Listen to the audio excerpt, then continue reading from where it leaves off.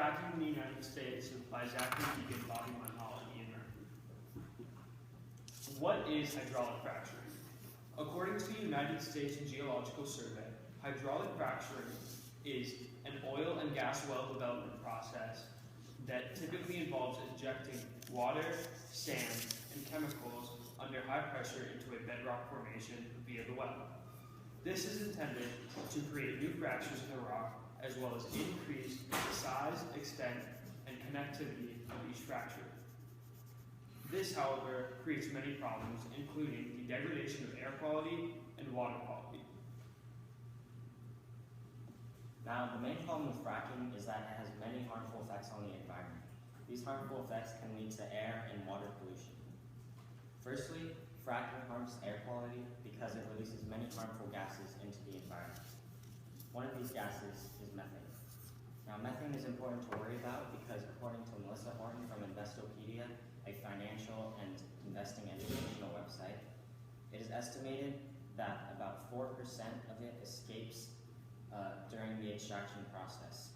Because methane is 25 times stronger than carbon dioxide in terms of trapping heat, the release of this gas is detrimental to the air quality of surrounding well sites.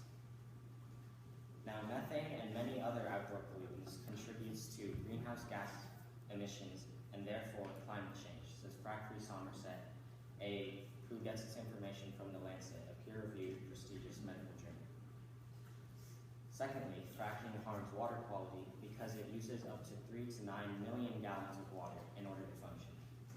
Not only is this a problem because it uses such an extreme amount of water, but also because according to Earth Day Network, a promoter of the environmental movement, these wells introduce a fracking fluid that contains water, sand, and undisclosed chemicals. Moreover, studies in Pennsylvania report that about 40% of these oil and gas wells will probably be leaking methane into the groundwater. This is a major problem because this fluid can contribute to surface runoff containing ecologically damaging chemicals, says Earth Day Network.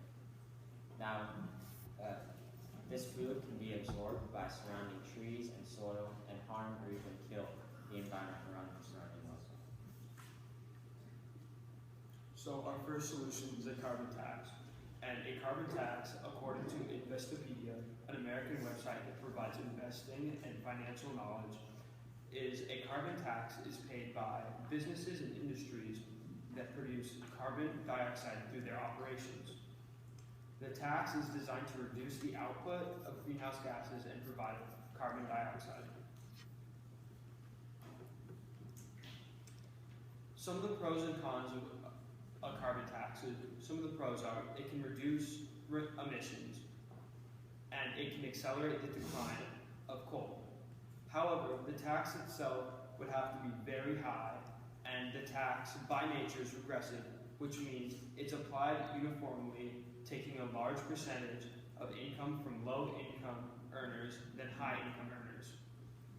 Another con is that energy would become more expensive. Our second solution is a solution to wastewater. This solution is mobile evaporators, which helps drillers recycle water on site rather than having them truck it to a water treatment plant. With these mobile evaporators, you can separate out contaminants and concentrate them in a significant fashion. You end up with water that can be used for recycling, says Heiner Markov, CEO and president of Water and Process Technologies, the company that makes these mobile evaporators.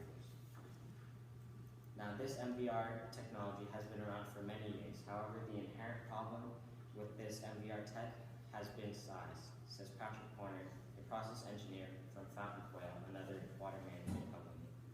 Horner notes that this MVR evaporator system solves both the size problem and the cost of installing a fixed facility. The mobile evaporator would be beneficial because it reduces wastewater, recycles wastewater, takes up less space, is transportable, and allows fracking to use less water.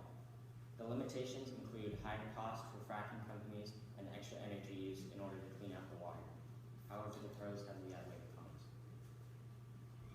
Alright, so our third solution is the EPA regulation of fracking wastewater. And here we have the fracking process. They take water and chemicals and inject it into these natural gas fissures, and the oil leaks out, and they're able to obtain it. The fourth step, the flow back and produced water, doesn't always capture all of the water from the natural gas fissures. And often, according to the Scientific American, unfortunately, due to injecting these substances at high pressures, while not always, water contamination can occur. And according to National Geographic, these drilling sites and fracking sites, drinking contamination has occurred. And this is bad because it contributes to this larger environmental burden of waste, of water quality that fracking creates. And here we can see how this works. When the water and chemicals are introduced in these fractures, they can leak into aquifers and impact human health because they can leak into water wells and water supplies. However, and there's no federal regulations on fracking wastewater currently, and this is a bad problem. As the Wall Street Journal explains, if there were to be federal regulations on fracking wastewaters, it would set America on the road to energy independence and drastically change our economic prospects while helping address climate change. And this is great because it's a large in scope solution that not only addresses climate change and helps our economy, but it also reduces the amount of fracking wastewater that's produced. So the big problem here is that we have this imbalance between the current existing state programs that regulate fracking wastewater, and they're less efficient at managing the fracking wastewater because they're not as powerful and don't have the federal oversight that the EPA would have. In May of 2019, the EPA decided against federally regulating fracking wastewaters, and much to the dismay of environmental advocacy groups, they said that existing state programs were sufficient enough to manage the oil and gas waste in a manner that is protective of human health and the environment. However, it would be more impactful to have a federal solution, federally regulate the fracking wastewater, because it's a more cohesive prevention of wastewater. In the end, EPA regulation is the easiest and most efficient to employ because the carbon tax is a regressive tax. It hurts the lower and middle classes way more than it does everyone else, and we don't want that. And it could also entirely eliminate fracking, which is not beneficial. In addition, the mobile evaporators have too many limitations. Although they're very helpful and help decrease fracking wastewater, they can be a burden on the companies, and the companies might not want to pay for them. Thank you. Bobby, I'm going to start with you. So, in what way did you improve your ability to work with a group as a result of this project? I think at the beginning we were kind of scared to point out each other's faults in some just decision-making processes. So after a result of working with this group, I feel that we've become closer and we're more able to point out like, oh, this isn't good, we should change this detail, we should make this graphic better. Okay. And Ian, what is an example of a compelling argument from one of your peers' individual reports that you guys decided to exclude from your team presentation, and why? So I think the biggest one would be Bobby's human health argument, because he included a water quality argument and an air quality argument. But the human health argument, it was probably taken out because we didn't want to have too much time focused on just him, and we wanted to share the wealth with everybody about how much time we got for each topic. Okay. And then finally, Zach, how did the group decide to use Ian's perspective or lens in the overall presentation, his conclusion in your overall presentation?